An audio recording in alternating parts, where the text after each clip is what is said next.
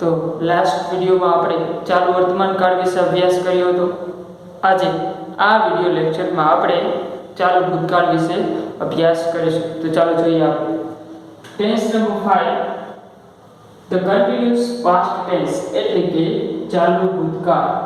મિત્રો, ચાલુ ભૂતકાળનો ઉપયોગ કેવા સંજોગોમાં થાય છે તે પણ આપણે જોઈએ.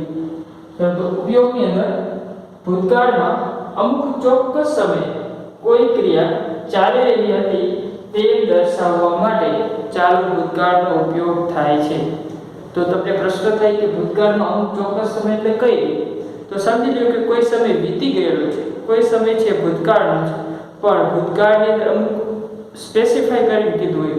દાખલા તરીકે હું કહું કે ગઈકાલે આ સમયે હું ક્રિકેટ રમી રહ્યો હતો, અથવા તો ગઈકાલે આ સમયે હું લેસન કરી રહ્યો હતો, વગેરે પ્રકારના જે સેન્ટેન્સ છે એમાં ભૂતકાળનો અમુક ચોક્કસ સમય દર્શાવવામાં આવેલો છે.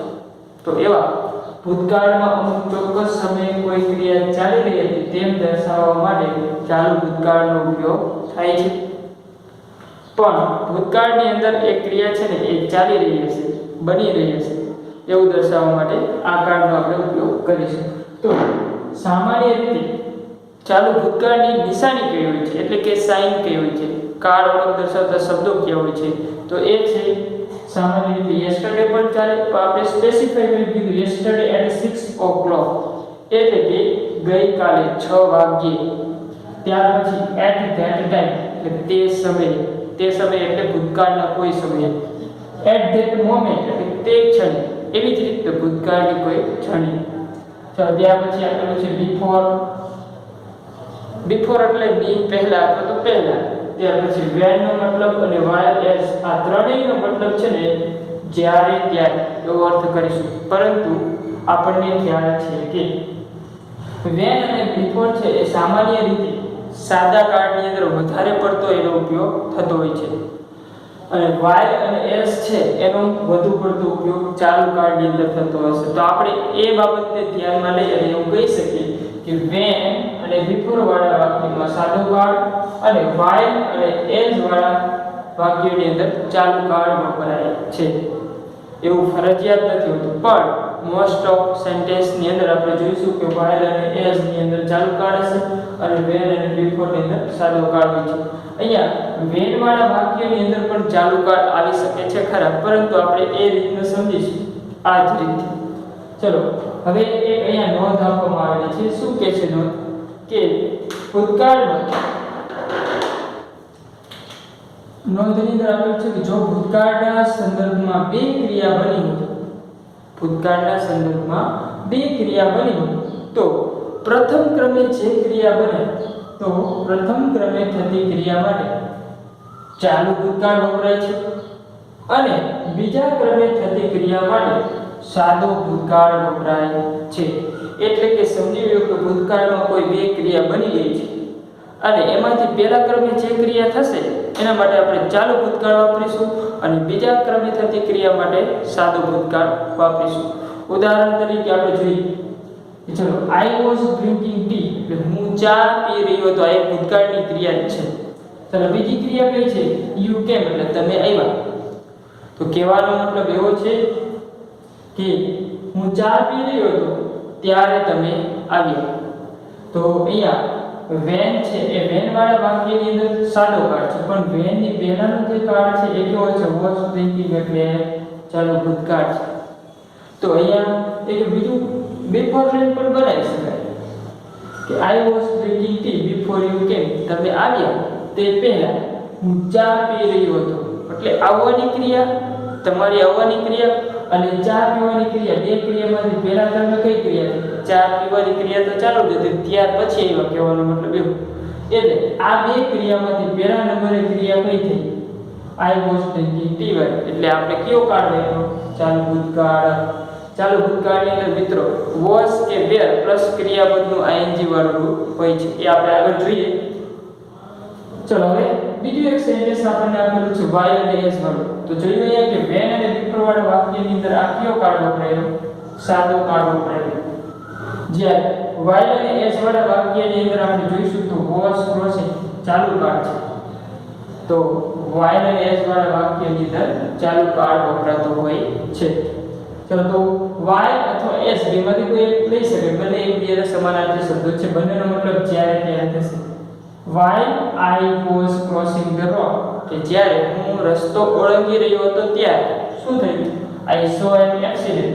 I saw an accident એટલે મેં એક અકસ્માત જોયો. અહીંયા જે કાળ છે એ સાદો ભૂતકાળ છે, એટલે કે બે ક્રિયા છે. ચલો, એક તો રસ્તો ઓળંગવાની અને બીજી અકસ્માત થવાની. તો જ્યારે રસ્તો ઓળંગી રહ્યો હતો એ ક્રિયા પહેલા ક્રમે થઈ છે, ત્યાર પછી અકસ્માત જોયો. એટલે કે પહેલા ક્રમે જે ક્રિયા થઈ એની અંદર આપણે ચાલુ ભૂતકાળ લીધો, બીજા ક્રમે થઈ એના માટે આપણે સાદો ભૂતકાળ લીધો છે. ચલો અહીં આપણે ભાષાંતર કરીએ શું થાય કે જ્યારે હું રસ્તો ઓળંગી રહ્યો હતો ત્યારે I saw an accident, કે મેં એક અકસ્માત જોયો. તો અહીંયા જો જ્યારે ત્યારે છે ને એક ચોક્કસ સમય છે ભૂતકાળ, કે જ્યારે આમ થઈ રહ્યું હતું ત્યારે આમ થઈ, એવી રીતે. ચલો હવે વાત કરીએ આપણે ચાલુ ભૂતકાળની અંદર જે સર્વનામ છે અથવા તો કર્તા હોય એની સાથે was અને were ક્યાં આવે? તો I, he, she, it સાથે was આવશે. ટૂંકમાં કહીએ તો ચાલે એક વચનની અંદર was, કારણ કે આ બધા એક વચનના સર્વનામ છે. ત્યાર પછી બહુવચનમાં we, you, they, તો બહુવચનમાં we, you, they સાથે આપણે were મૂકીશું. એ સિવાય પણ કદાચ સમજી લો કે અહીંયા I, he, she, it સિવાય કોઈ પણ વ્યક્તિનું એક વચન ત્રીજો પુરુષ નામ હોય, દાખલા તરીકે હિરેન હોય, રોહન હોય, શીતલ હોય, મિત્તલ હોય, તો એની સાથે પણ was આવે. એવી જ રીતના અહીંયા the boys હોય, the girls હોય, the animals હોય, એ બધાની સાથે were આવશે. તો એક વચનમાં was અને બહુવચનમાં were. ચલો વાક્ય રચના પણ આપેલી છે ચાલુ ભૂતકાળની અંદર, કે હકાર વાક્ય રચનાની અંદર કર્તા પ્લસ was કે were પ્લસ ક્રિયાપદનું ing વાળું રૂપ પ્લસ કર્મ અને અન્ય શબ્દ. તો જ્યારે ચાલુ ભૂતકાળની હકારની એક્ટિવ વોઇસની વાક્ય રચના હશે તો એ આવી છે. સૌપ્રથમ કર્તા હશે, ત્યાર પછી was કે were. આ was કે were છે કર્તાના આધારે આપણે મૂકીશું જે જોયું એ પ્રમાણે. ત્યાર પછી was કે were સાથે ફરજિયાત ક્રિયાપદનું ing વાળું રૂપ આવશે, કર્મ અને અન્ય શબ્દ. તો અહીંયા આપણે એક એક્ઝામ્પલ લીધું છે કે he was writing a poem at that time. સમજી લો કે અહીંયા તો આપણે અત્યારે ખાલી જગ્યાની અંદર આપણે જવાબ પૂરી દીધો છે, પણ સમજી લો કે જવાબ ન હોય, અહીંયા ખાલી જગ્યા હોય તો આપણે ટુ રાઇટ ના આધારે કઈ રીતના ખાલી જગ્યાની અંદર જવાબ was writing book એ જોઈએ. ચલો અહીંયા ખાલી જગ્યા છે, ખાલી જગ્યાની પહેલા he છે, he સાથે was કે were માંથી મૂકવું પડશે.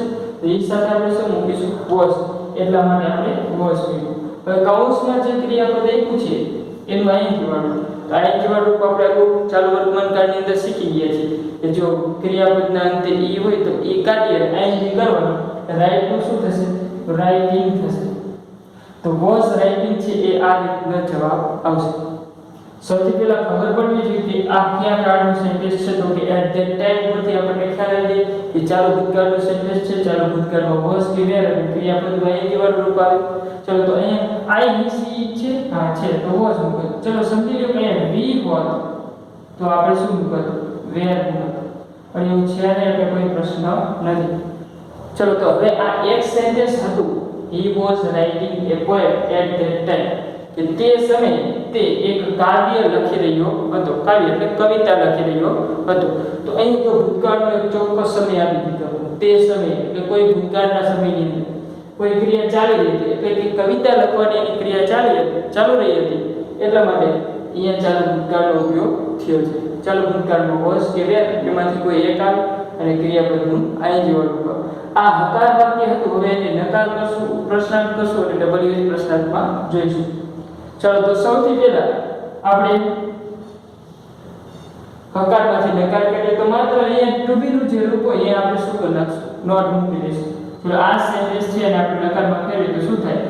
he ખાલી જગ્યા રાખશું આપણે ત્યાં, ખાલી જગ્યા નોટ, ખાલી જગ્યા એક હોય બાકીનું બધું at that time.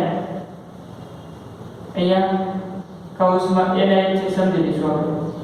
હવે આ વાક્ય છે આપણું નકાર છે. તો નકારની અંદર નોટ આવે, પણ નોટ કેમ મૂકવાનું? તો કે was verb છે. હવે અહીંયા he છે તો ખ્યાલ આવે છે was બે ખાલી જગ્યા હોય તો પહેલી ખાલી જગ્યામાં વોઝ વેલ મૂકવાનું, બીજી ખાલી જગ્યાએ આની અંદર આઈએનજી વાળું he was not writing a poem at that time.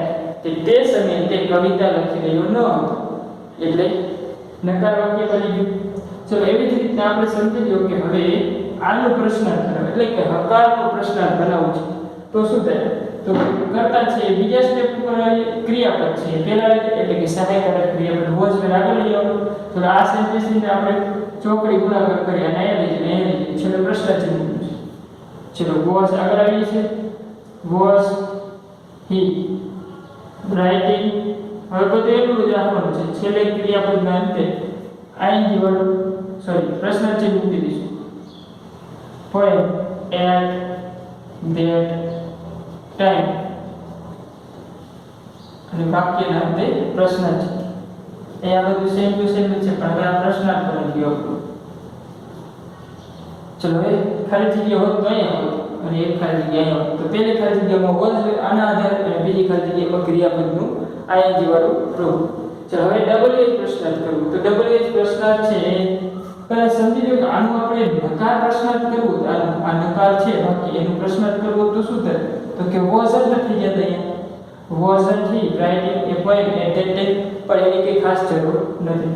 ચલો હવે ચોથું ડબલ પ્રશ્નાર્થ કરવું છે. તો આ સેન્ટેન્સને આપણે ડબલ પ્રશ્નાર્થમાં હુ થી બનાવવું તો હુ વાળા વાક્યની અંદર કરતા આવે નહીં, એટલે કર્તાની જગ્યાએ આપણે શું મૂકી દઈશું? હુ મૂકી. ચલો હુ was writing a poem at that time. છેલ્લે પ્રશ્નાર્થ ચિહ્ન. તો આપણને ખ્યાલ કેમ આવે વોઝ કે તો કે આપણે બહુ શીખી ગયા છીએ કે હુ છે ને એ આપણે હી પ્રમાણે જોઈએ છે. તો હી સાથે આપણે શું લઈએ? વોઝ અને રાઇટિંગ ક્રિયાપદમાં આઈએનજી વાળું who was writing a poem at that time. આ છે ડબલ પ્રશ્નાર્થ. તો આ રીતનું આપણે ચાલુ ભૂતકાળનો અભ્યાસ કર્યો. હવે નેક્સ્ટ વિડિયોમાં આપણે ચાલુ ભવિષ્યકાળ વિશે અભ્યાસ કરીશું. Thank you.